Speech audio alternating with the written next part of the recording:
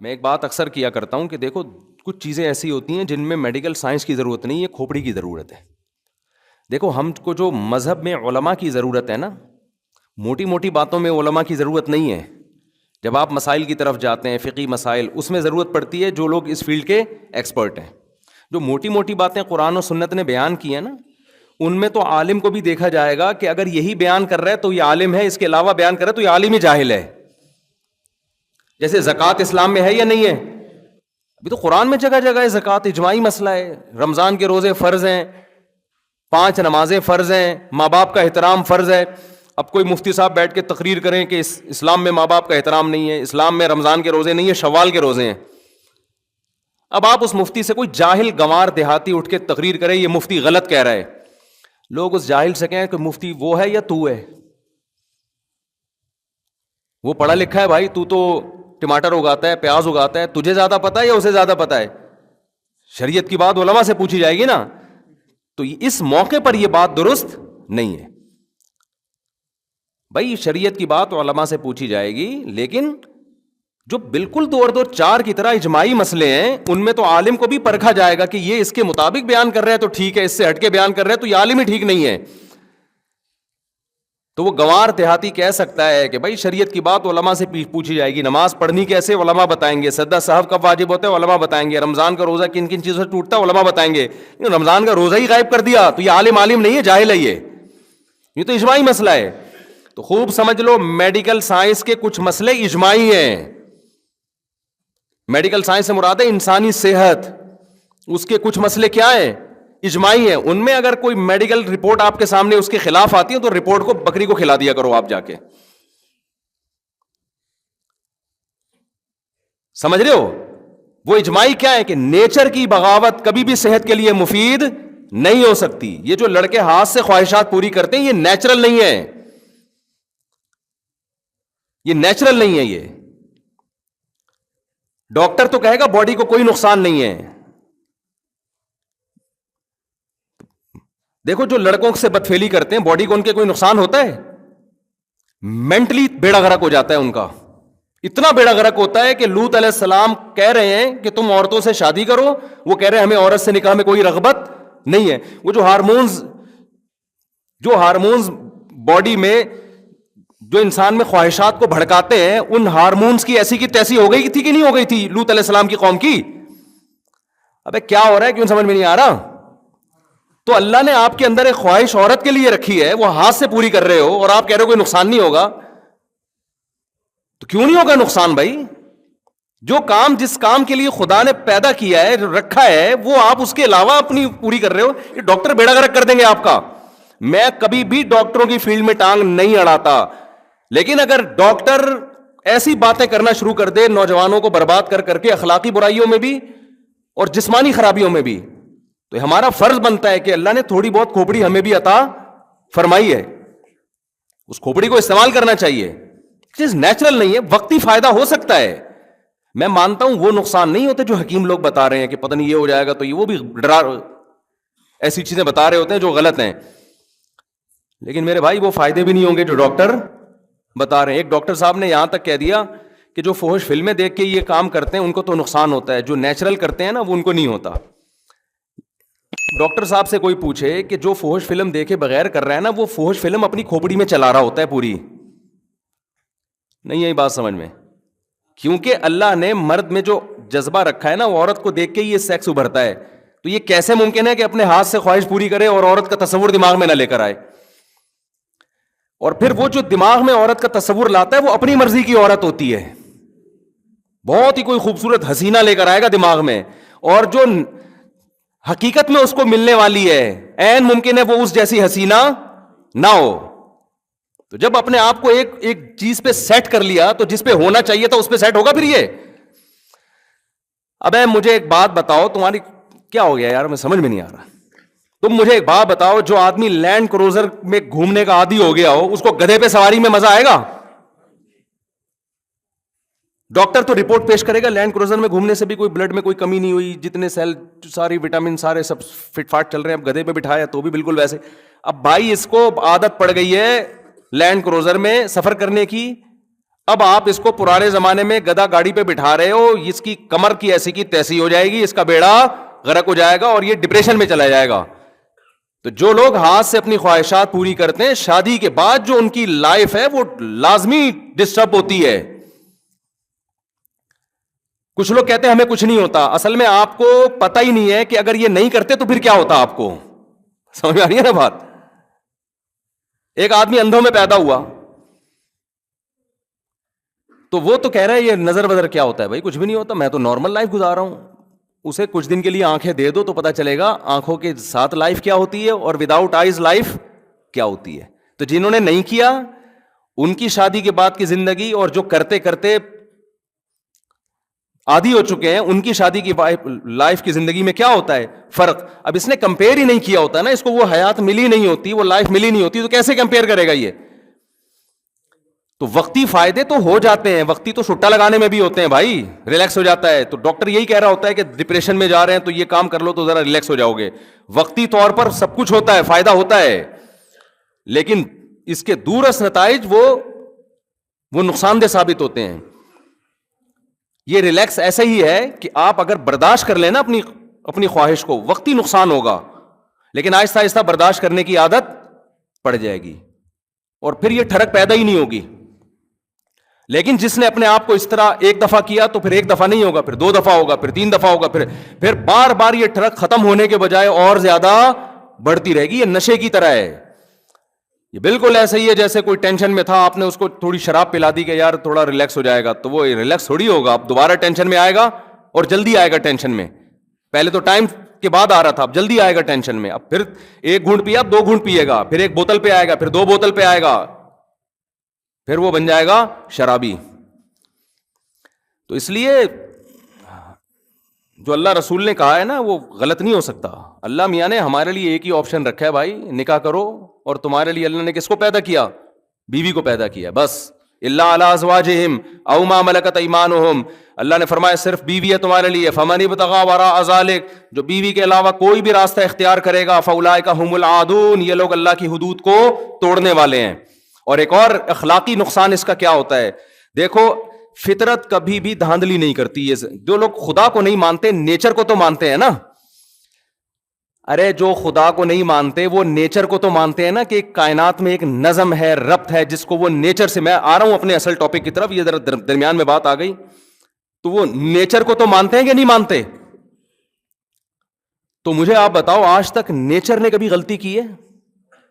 جو چیز نیچرل ہے وہ کبھی غلط ہو سکتی ہیں؟ بالغ ہوتے ہی اللہ آپ کے اندر بے پناہ شہوت رکھ دیتا ہے. کیوں؟ فطرت یہ چاہتی ہے کہ اب مرد اور عورت کا ملاپ ہونا چاہیے.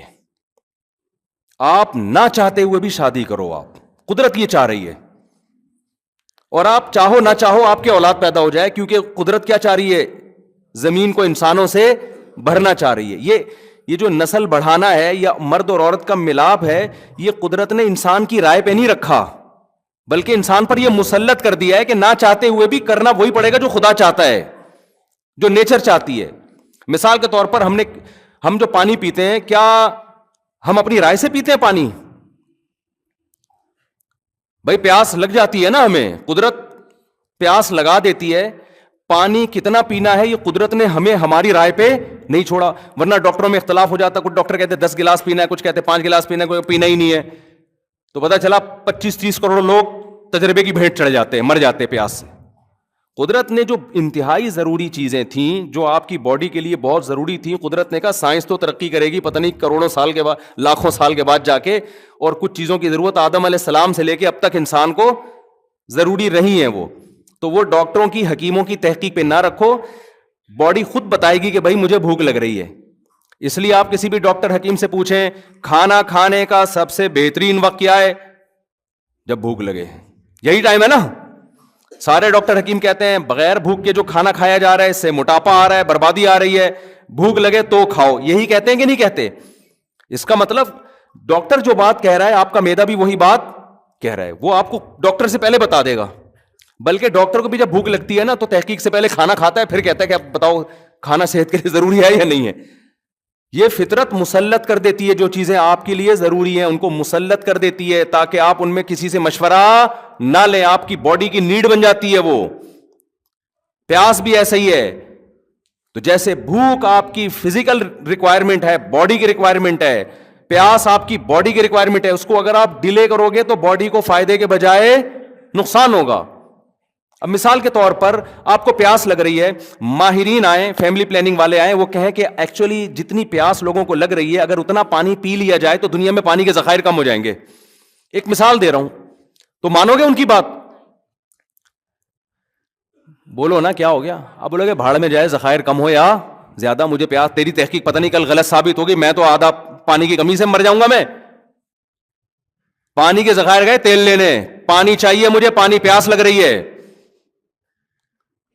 کوئی فیملی پلاننگ والا ہے کہ ایسے اصل میں کیلکولیشن کی ہے یورپ کے بڑے بڑے سائنسدانوں نے کہ اس وقت گندم اور مکئی اور یہ سب چیزوں کے ذخائر کم ہو رہے ہیں، لہذا آپ کھانا جب بھوک لگے تو نہ کھائیں آپ، یا آپ ایسا کریں کہ غبارے کھا کے پیٹ بھر لیں، یعنی نیچرل طریقہ نہ ہو، کوئی اور طریقے سے وہ روئی کھا لیں یا کچھ بھی کھا لیں۔ اب مانو گے اس کی بات؟ بولے کہ تمہاری ایسی کی تیسی یار، پیٹ بھرنا ہے بھائی، ہم نے، یہ قدرت کو پتا ہے کہ کتنی روٹیاں پیدا کرنی ہے، کتنے، جب اس نے بھوک لگائی ہے تو انتظام کیا ہوگا نا، ورنہ تو یہ نظام ہی غلط ہے سارا۔ تو یاد رکھو، جیسے بھوک لگنا باڈی کی ریکوائرمنٹ ہے، پیاس لگنا باڈی کی، تو ایسے ہی جو جسم میں سیکس کی ایک خواہش پیدا ہوتی ہے یہ بھی آپ کی باڈی کی ریکوائرمنٹ ہے۔ یہ ہندو کو بھی ہوگی، مسلم کو بھی ہوگی، عیسائی کو بھی ہوگی، حضرت جی کو بھی ہوگی، مفتی صاحب کو بھی ہوگی، ایک چور کو بھی ہوگی۔